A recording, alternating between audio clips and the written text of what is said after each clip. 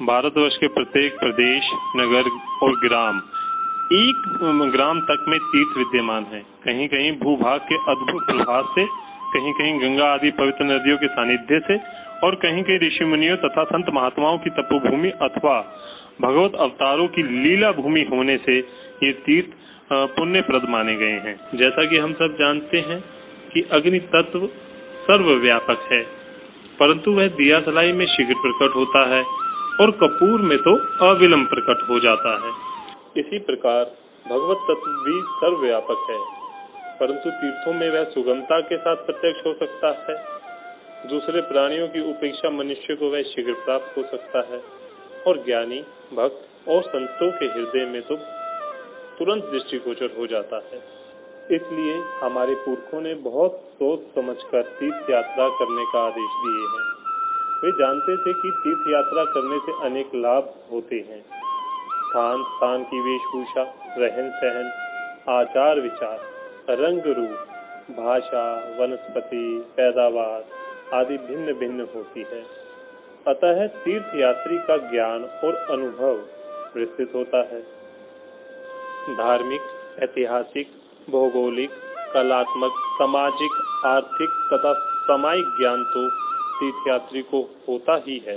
मंदिर और मूर्ति के सामने जाकर श्रद्धा से नतमस्तक हो अपने कालुष्य का विसर्जन करके कुछ समय तक यात्री आत्मवृत्त होकर अलौकिक आनंद का अनुभव करता है। दक्षिण भारत का यह पावन तीर्थ तिरुपति चेन्नई रायचूरू रेल मार्ग से रेनीगुड़ा पहुंचने के बाद 9 किलोमीटर की दूरी पर स्थित है। भगवान श्री वेंकटेश्वर को ही उत्तर भारत के लोग बालाजी कहते हैं। वेंकटाचल की महिमा के बारे में स्कंद पुराण में इस प्रकार कहा गया है। श्रीनिवास परा वेदा श्रीनिवास परा मखा श्रीनिवास परा सर्वे तस्मा धन्यन विद्यते सर्व यज्ञ तपोदान तीर्थ स्नाने सुयत फलम तत्फलम कोटि गुणितम श्रीनिवास से सेवाए। अर्थात सभी वेद भगवान श्रीनिवास अर्थात श्री वेंकटेश्वर बालाजी का ही प्रतिपादन करते हैं। यज्ञ भी श्री वेंकटेश्वर जी की आराधना ही करते हैं। अधिक क्या कहें, सभी लोग श्रीनिवास के ही आश्रित हैं, उनसे भिन्न कुछ भी नहीं है। अतः सभी यज्ञ, तप, दोनों अनुष्ठान और तीर्थों में स्नान का जो फल है, उससे करोड़ों गुना अधिक फल भगवान श्री वेंकटेश्वर की सेवा से होता है। उन वेंकटांचल निवासी भगवान श्री हरि का 2 घड़ी चिंतन करने वाला मनुष्य भी अपनी 21 पीढ़ियों का उद्धार करके विष्णु लोक में सम्मानित होता है। श्री बालाजी वेंकटेश्वर भगवान का स्थान जिस पर्वत पर है उसे वेंकटांचल और स्थानीय भाषा में तिरुमैला कहते हैं। तिरु अर्थात श्रीमान और मले यानी पर्वत अर्थात श्रीयुक्त पर्वत। इसी प्रकार वेंकी अर्थात पाप और कट यानी नाशक अर्थात पाप नाशक पर्वत। इस पर्वत का नाम शास्त्रों में वेंकटांचल नाम से प्रसिद्ध है। श्री बालाजी के मंदिर के समीप ही स्वामी पुष्करणी नामक विस्तृत सरोवर है। सभी यात्री इसमें स्नान करके ही भगवान बालाजी के दर्शन करने जाते हैं। कथा ऐसी है कि वराह अवतार के समय भगवान वराह के आदेश से बैकुंठ से इस पुष्करणी को वेंकटांचल पर वराह भगवान के स्नानार्थ करुण लेकर आए थे। यह बैकुंठ की क्रीड़ा पुष्करणी है, जिसमें भगवान नारायण, श्रीदेवी एवं भूदेवी आदि के साथ स्नान क्रीड़ा करते थे। इस पुष्करणी का स्नान समस्त पापों का नाशक माना जाता है। पुष्करणी के मध्य एक मंडप है, जिसमें श्री नारायण के दशावतारों की मूर्तियां खुदी हुई हैं। भगवान आनंद शयनम मुद्रा में समस्त जगत को अभय और ज्ञान देते प्रतीत होते हैं और श्रद्धालु यात्री बोल उठते हैं, शांताकारम भुजंग शयनम पद्मनाभम सुरेश्वरम विश्वधारम गगन सदृश्यम मेघवर्णम शुभांगमम लक्ष्मीकांतम कमल नयनम योगी विद्यानग। मार्च अप्रैल में यहाँ पर तपोत्सव नामक महोत्सव मनाया जाता है। तिरुपति बालाजी की तीर्थ यात्रा का नियम है कि पहले कपिल तीर्थ में स्नान करके कपिलेश्वर का दर्शन किया जाता है। उसके बाद वेंकटाचल पर्वत पर जाकर बालाजी के दर्शन तथा ऊपर के तीर्थों का दर्शन करके नीचे आकर तिरुपति के गोविंदराज आदि के दर्शन करना चाहिए।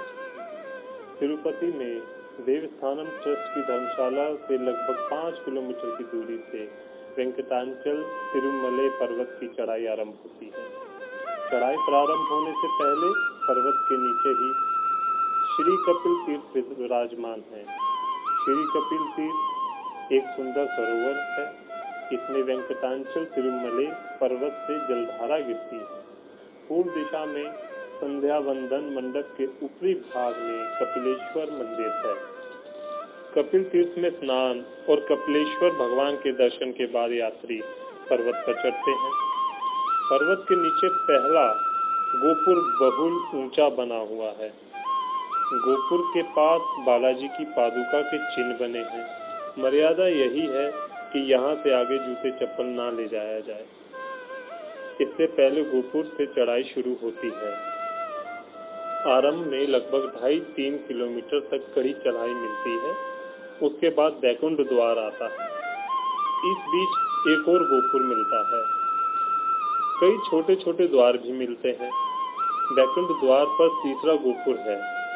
यहाँ श्री बैकुंठनाथ जी का मंदिर है। श्री राम लक्ष्मण सीता तथा श्री राधा कृष्ण ललिता विशाखा आदि की मूर्तियां इस मंदिर में विराजमान है। कहते हैं साक्षात भगवान शेष यहाँ पर्वत रूप में स्थित है, इसलिए इसे शेषांचल भी कहते हैं। पौराणिक कथा अनुसार प्राचीन काल में भक्त शिरोमणि और राजा अम्बरीश इस पर्वत को नीचे से ही प्रणाम करके चले गए। पर्वत को भगवत स्वरूप मानकर वे ऊपर नहीं चढ़े थे। श्री रामानुजाचार्य जी पर्वत पर दंडवत नाम करते थे। श्री बालाजी के मंदिर के समीप ही स्वामी पुष्करणी नामक विस्तृत सरोवर है। सभी यात्री इसमें स्नान करके ही भगवान बालाजी के दर्शन करने जाते हैं। आगे लगभग 5 किलोमीटर तक सीढ़ियां नहीं है। रास्ता कुछ उतराई चढ़ाई का है, परंतु प्राय समतल है। पैदल यात्री को प्राय पता ही नहीं चलता, किंतु इस 11 किलोमीटर की यात्रा में 7 पर्वत शिखर मिलते हैं।